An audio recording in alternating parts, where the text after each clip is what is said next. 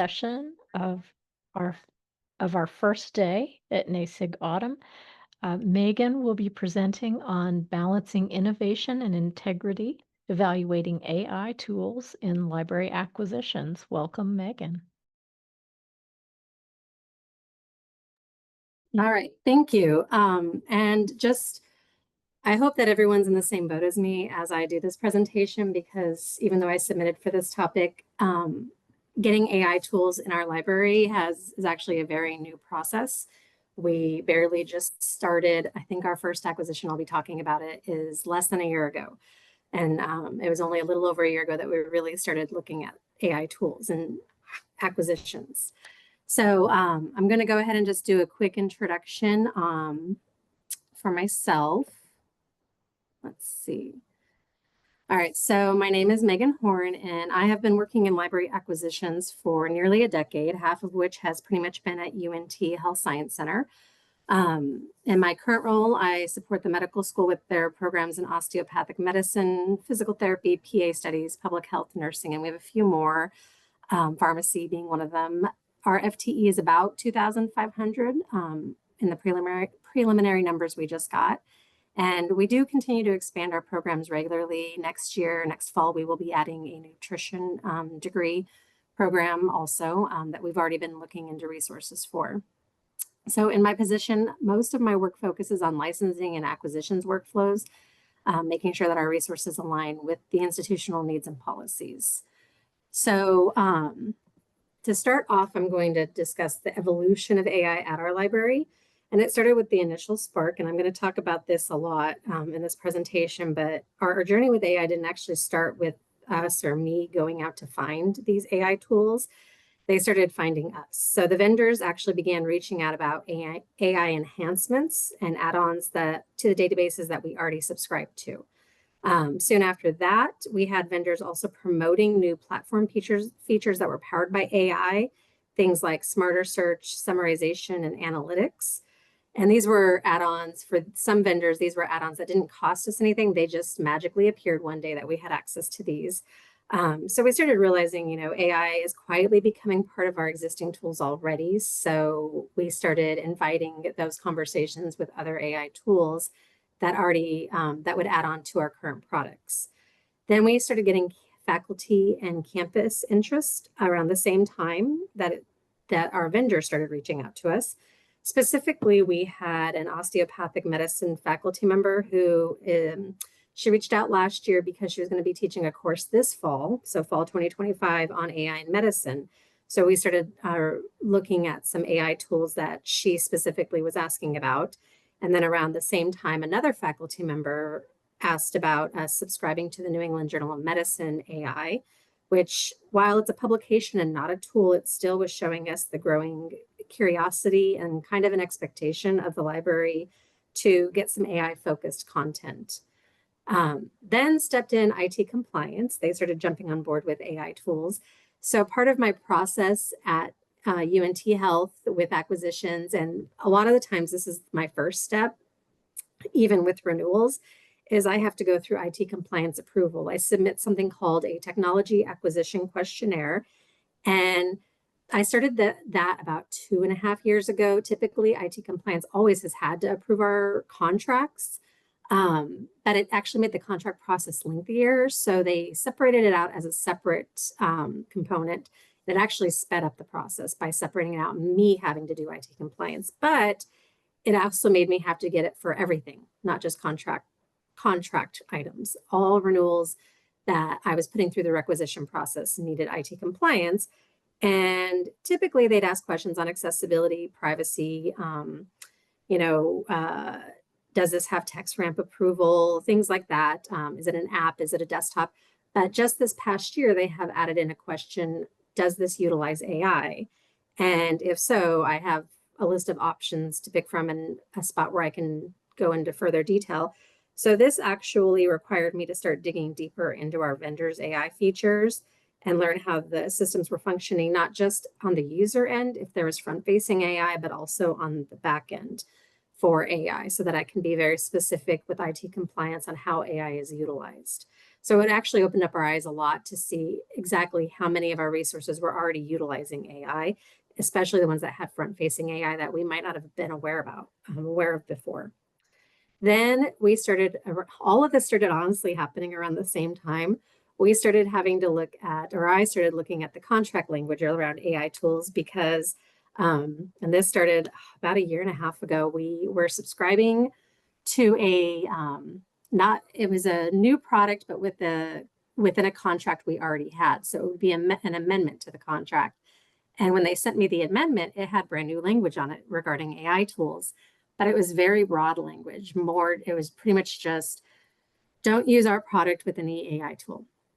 But then that opened up the conversation of, well, what do you mean don't use it with an AI tool? Because, if one of our researchers or students cites, one of your products, one of your publications, and then they run it through Grammarly or Turnitin or Authenticate, which are all AI tools, then, technically based on the language, we're going against our contract.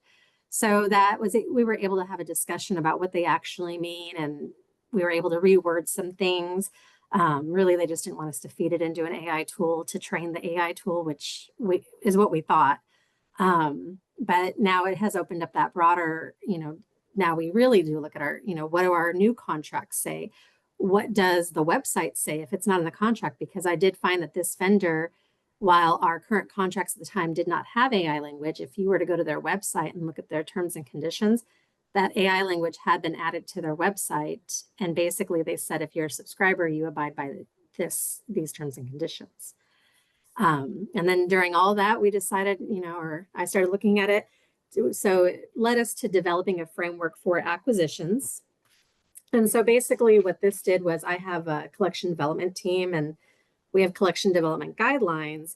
So I ran it by my supervisor that we should really add some language in the guidelines, because we do keep the guidelines online. And especially as we have students, staff, faculty reaching out about AI tools, so that we could make sure that we're following university and IT guidelines, which are still intentionally broad, but making sure that we had a consistent framework to help us balance innovation, responsibility, and ethical use of AI tools within our collection.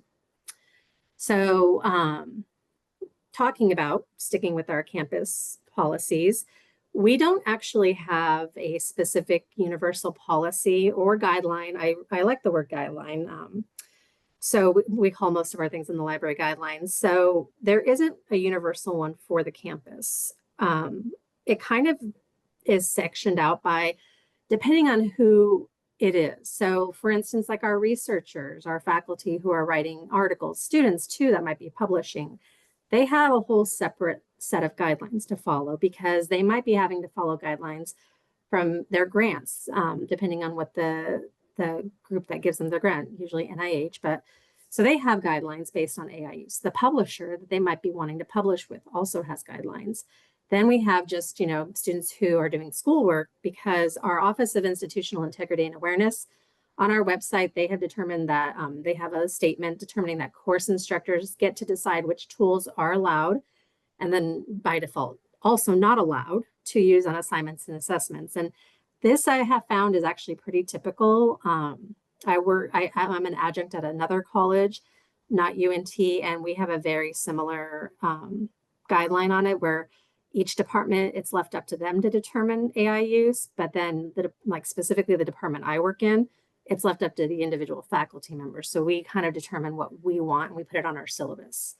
So I don't actually have any syllabi from UNT Health to give it as an example, but like I said, the faculty, it's left up to them to determine the level of AI tools that their students can use. But then campus-wide, staff, faculty, it has been highly recommended there. If we are going to use an AI tool, especially in the course of our work, that we are strongly recommended and encouraged to use M365 Copilot, because we have our Microsoft accounts and it is more secure for us. So if we are doing anything work related, they want us to use a more secure way of doing it.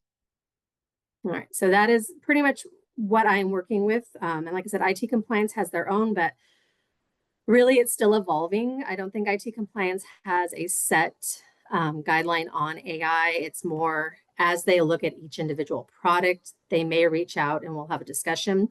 As of yet, we have not had to have a discussion on the AI tools. It's mostly been accessibility we've had a discussion on.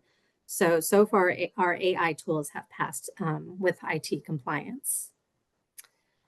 All right, so evaluating and acquiring, let me see if I can move this. And I can't. Okay. So evaluating and acquiring AI tools. So as I mentioned, so AI tools are very new to us, but I have not been actively seeking out the AI tools. I honestly don't have time with everything else that we're doing. In the past couple of years, the acquisitions process has completely evolved at my university. We've had new workflows to get used to, and it's still evolving. And adding AI tools into that, obviously, it's it's a very I don't want to, no, not convoluted, but it's added an extra step of pressure with making sure that we're following certain guidelines. So I have not been actively seeking them out. I've just kind of let it come to me. I've let the vendors reach out to me. I've let faculty reach out to me, students, staff, if they have ideas and suggestions. If vendors reach out and say, hey, we have this new AI tool that adds on to this product that you already have. Do you want to take a look? So that's how I've been going forward with our acquisitions. And it has worked out, so because honestly, I'm not sure I would know where to start with just seeking AI tools out by myself. And part of it comes with the budget too, because our budget is determined year to year. And unless I prepare for that budget to include a brand new AI tool that's not an add-on, and let's say it is costly, I can't. I had to plan years ahead for us to add something like that. So most of these tools that I'm going to discuss, I believe on the next slide, they're not non-generative. And when I first put in for the presentation, I did say non-generative, but it's because I don't see them as very generative. So I say semi-generative, kind of generative.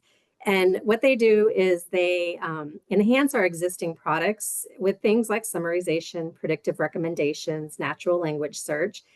And one of the most important things to us as these tools were brought to our attention is that they're only pulling the data from trusted licensed resources that we're already subscribing to. So that was kind of the pull towards these tools, is that they're already adding on to something we already subscribe to. It's already very much utilized on campus. And so it was just, very positive feedback when we were doing our trialing.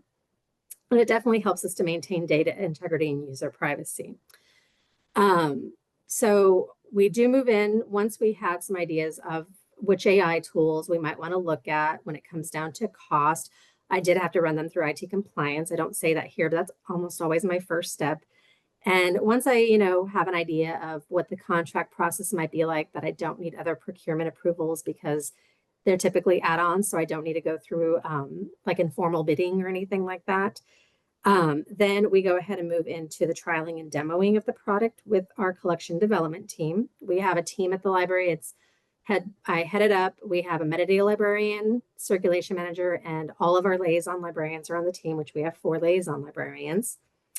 And the trials typically open up to the whole campus, and we reach out to stakeholders to get an idea of how they feel about the product, get their feedback. I coincide the demo with the stakeholders that might want to attend with the library staff to coincide with the start of the trial. And then it just lets us see how the features perform in real world use and gather that input so we can see, okay, how is this tool going to be used? Do we like the tool? Does it fit into what we need, what we're hoping for on our campus? And honestly, it also helps us to promote the tool once we do acquire the tool, if we move in that direction. We also consideration of current contract language before adding the new tools. And that's not just the contract language of the product that this tool might add on to if we have an add-on, because I have added at least one AI tool that is not an add-on. It's a completely standalone tool, but I do have to look at the contract language for all of our other subscriptions and databases.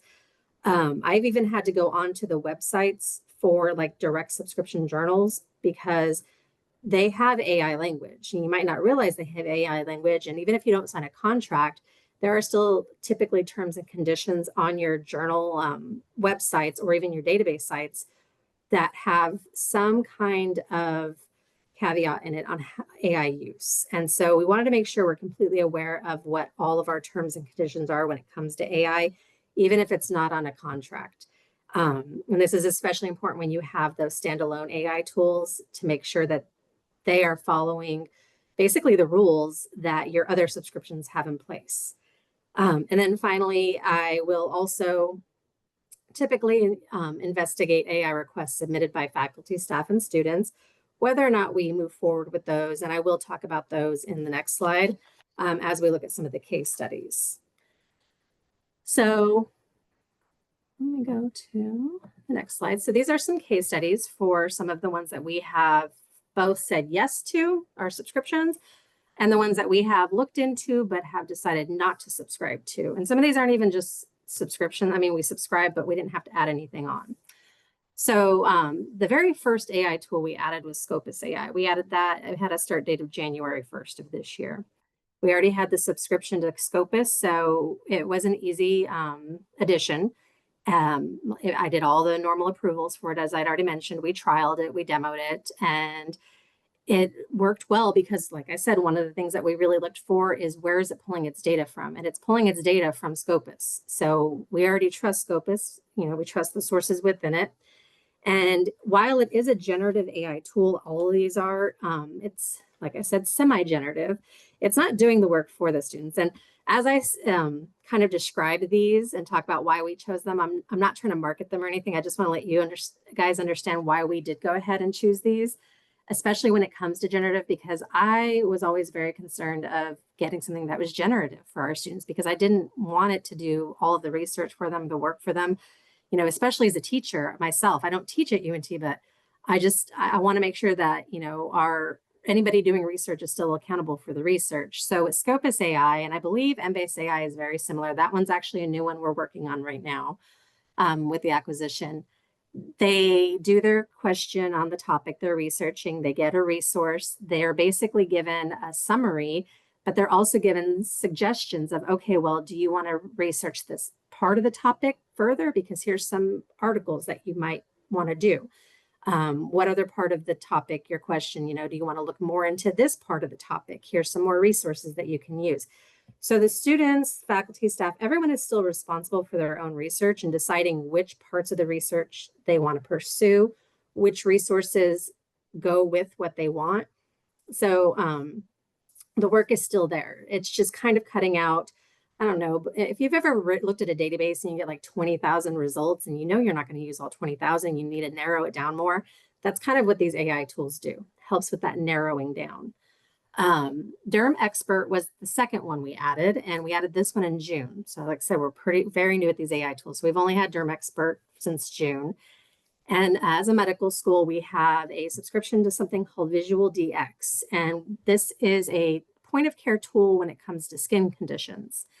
And so what Derm Expert does is Derm Expert, you upload a picture of a skin condition and it narrows down what it could be based off of Visual DX's catalog. So it only pulls from Visual DX already. It doesn't pull from anything outside. And you get it narrowed down. It doesn't diagnose it because it does, like I said, it narrows it down. So you still have to look. You still have to compare. You still have to look at the symptoms. So the work is still there for you to do. And then one thing that was very important with this one was the privacy. These pictures are not stored. And that was a very important topic of conversation, especially with my IT compliance. So you upload the picture, but they're only used for that search. They're not stored within Derm Expert. And I did try it out. I have one of my daughters has eczema, and I uploaded a picture of one of her like inner elbow, breakouts, and eczema was one of the choices. There were other things it could be, but like I said, you then have to narrow it down further. What are the other symptoms that might be there? And I did the same thing with some fire ant bites that the same kid had, and it narrowed it down to, like, had options, but one of the options was insect bites. So I haven't had any feedback from outside faculty yet. I've had student feedback, and so far it's going over this AI tool is getting positive feedback. ProQuest Central, Ovid, EndNote, these are all, I know we have more than this, and Ovid I'm not sure is live yet, but I do know that it's supposed to be happening. These are all resources that are having AI add-ons, but like with no extra cost. Our rate hasn't increased. It wasn't something they reached out to me with saying, do you want to subscribe to this new AI component? No, it was just more, you know, like with EndNote 25 is now coming with AI. And so key takeaways, I think might be what it is. So these were all AI additions to current subscriptions that we didn't need to pay extra for. And they all work pretty much the same way. A lot of these tools work the same way. And like I said, they're pulling from their own resources. Keyneus, this one is the standalone I was talking about. I'm not going to go into too much detail about what it does because this one we actually demoed 2 years ago, but we sat on it because of it being a standalone AI tool, and I needed to make sure that we were comfortable adding it. IT compliance approved it, and it took work. We also had to make sure that it wasn't going to be pulling or basically loading our current subscriptions into it as part of the tool before we could add it. So they pull their data from DOIs and then they go out there and get the data. So we don't have to worry about it being a conflict with any of our contracts. And then some of the ones that we investigated but did not subscribe to, and this is in no way anything negative about these resources. We had our own reasons for not subscribing. Some of it was budget related, especially because I investigated it at a point in time when the budget was already done. I couldn't request anything for like another year and a half. Some of it went against our guidelines because of who it was available to. So I had faculty reach out about Clinical Key AI. That one, once it was investigated, part of the reason that we had to say no to this one for now is because it wasn't widely available on campus. It would just be for a specific group of students who would be preloaded into it. And that didn't work. Our library resources, if the library is paying for it, we need to make sure it's available campus-wide. ChatGPT education was brought to us by a student. That one I did not investigate. I did say no after I talked to a few people on campus and in the library, because right now we're staying away from really generative tools. We're not comfortable with it yet. As we get our policies in place and really play out how our AI tools are working and what the policies are with campus. Like I said, this is all still very new. All of it's just like a year old. So we're not ready for something on the level of ChatGPT to be brought into our acquisitions. Amboss was another that faculty asked me to look for. The time that they asked me to look into it, I could not work it into our budget. And also, I do know that they integrate with ChatGPT, but they don't pull from ChatGPT. It's the other way around. And like I said, that's just not, that kind of integration is not something we wanted to look at just yet. We weren't going to get IT compliance approval for it yet. We had to kind of basically back burner it until we're at a different place with our AI acquisitions. We've had requests for a general note-taking AI tools for clinicals. Also said no pretty fast to that one for now because of HIPAA violations. We were not ready to start looking at, especially when it's not our hospital it's not at a hospital. You know, we have so many privacy concerns with having an AI tool that you feed patient information into. And then just other AI tools that are free to use. They've brought it to the library, but it's free. So the library really doesn't have to approve those. The departments can approve that for their students, for faculty to use with their students. All right, and I will be trying to wrap it up because I know I'm going to be running over. So key takeaways, strategies and takeaways. First of all, as I mentioned, please let the AI come to you, evaluate thoughtfully. Obviously, if you don't want to, if you want to seek out the AI, do it. I've had a lot of, and honestly, it does depend on what tools you have. Every single thing, except for the Keyneus that has been brought to me, was because we're a medical library and most of them were all of our medical resources. So, you know, evaluate its purpose, see the transparency behind the AI tool, and just does it align with your library and university's policies and guidelines. Collaborate early and often with IT compliance. I guess that's if you have to go through IT compliance, you get their perspective, and it honestly helps to make sure that you are not taking any risks when it comes to your institution. helps you to be innovative but ethical with your AI acquisitions, and prevents delays in the contract process, I have found. Use trials and demos to build staff understanding. It also just bring in your collection development, bring in other stakeholders early into the process. It helps to promote shared decision making, builds their confidence in explaining the tools to other users, especially when students start to use it. But it also helps you to identify unanticipated issues if there are any kind of problems with the tool itself. Revisit your contracts with an AI lens. As I mentioned, you may want to also revisit or look at the websites for the things that don't actually have contracts, because there may be AI language there that you weren't previously aware of. Integrate AI into your policies and guidelines. This will help provide that structure and consistency, especially as faculty, staff, and students start to reach out to you to acquire AI tools. If you have documentation of what you can and cannot get, or how you look at it, but also shows that to vendors in the campus that you are being intentional with your AI use. Offer non-generative or semi-generative alternatives if you can, if you find any. And then just honestly staying flexible. It is always evolving. And like I said, we're still so new at this with the AI acquisition that in a year, who knows where we're going to be at with it and how different it's going to look. So I apologize for rushing through that last part, but I want to make sure I left time for questions. And I know that there's a lot going on in the chat. So Great. Thanks, Megan. We do have two questions up there. The first one, I think you've answered perhaps, but let me see if there's anything else you want to add. Willa asks, what made you decide to go for Kenius? Anything to add? yes, Kenius was brought to us actually by, she is an associate director right now for our liaison side of the house. But I think that at the time that she brought it to us, she was a liaison librarian, because like I said, they brought it to us 2 years ago. So she actually scheduled a demo, invited us all to it, and everyone had positive feedback about it that was in the demo. But like I said, I sat on it because we just weren't ready for an AI tool yet. But then, of course, Kenius keeps reaching out because, we were on their radar. We seemed interested. And once we got through accessibility and privacy concerns and any kind of contract concerns with our other contracts that have AI language, we figure, you know what, we're going to give it a shot. We're going to, because we just signed it, a contract for a year, and we're going to see how it works and fits into our current collection of tools that we have and see how it's getting utilized.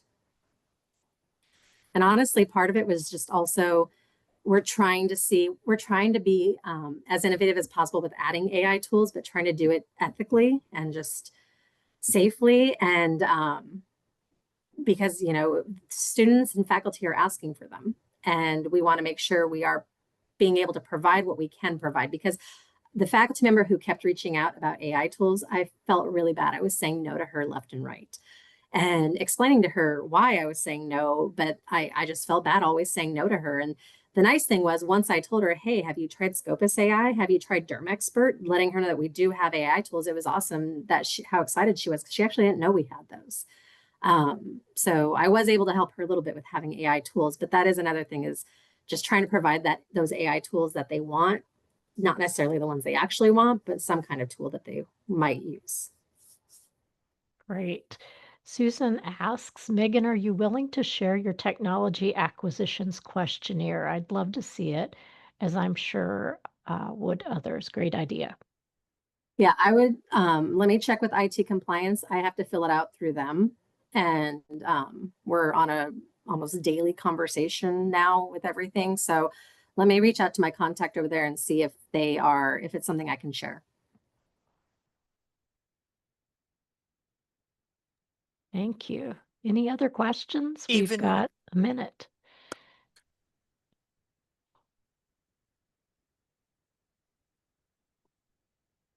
Well, feel free, anyone, to email. My email is there, and I'm always happy to help. And I feel like it's going to be new for all of us. So I can help where I can. Oh, it looks like we may have 1 minute and one hand up. Hey, it's Susan again with the question, the final word. Haha.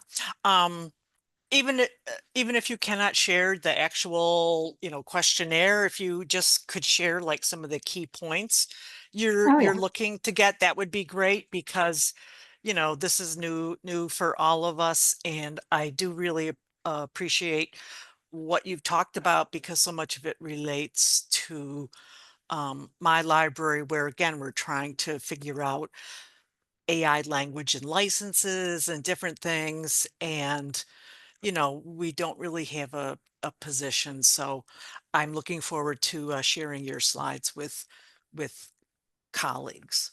So thank you very absolutely. much. This is really pretty cool. You're welcome. Thank you for that. All right. I think we are out of time. We're at the hour here.